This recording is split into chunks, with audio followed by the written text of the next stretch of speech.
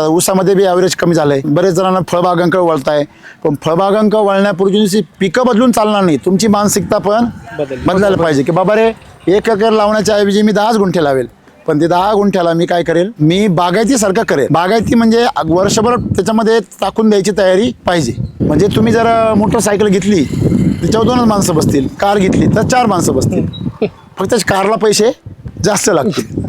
शेवटी दोघांचा आपला काय फायदा आहे. म्हणजे थोडक्यात ड्रॅगन शेती ज्या भागात मराठवाड्यामध्ये मी जी पाहिली तर पिवळेच प्लॉट पाहिले मी. एक काही प्लॉट असा पाहिला नाही की तो असा हिरवागार आहे. तो ज्यांनी लावली त्यांनी सगळे ते रोगटच सगळी परिस्थिती आहे. त्यांना सांगायचं काय साहेब, शेतकऱ्यांनी स्वतः पण केलं पाहिजे.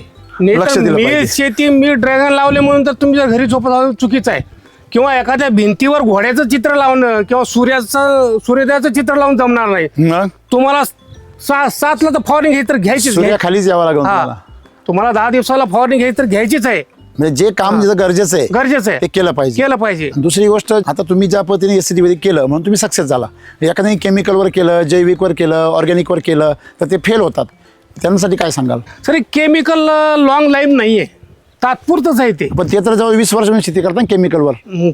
मग तेच काय प्रत्येक वर्षी टाकत चालायचं ना, ते टाकायचं तेवढंच काढायचं. जमिनीचा पोत घसरतो. साजा मेला नातू झाला, खुटच्या खुट उभा राहिला, बस काहीच नाही. तोंडाला तोंड मिळतं फक्त त्यांचं. केमिकल नाही साहेब, बरोबर नाही. केमिकल तात्पुरतं देते ते, नंतर जमीन तुमची सुपीक राहणार नाही, जमिनीमध्ये ताकद राहणार नाहीये. म्हणजे जर याला भविष्य नाहीये केमिकलला, ह्या जर प्लॉट केमिकलवर असता तर लगेच पिवळा पडला असा सुरुवात बोटापासून, मग फवारण्या करू परेशान.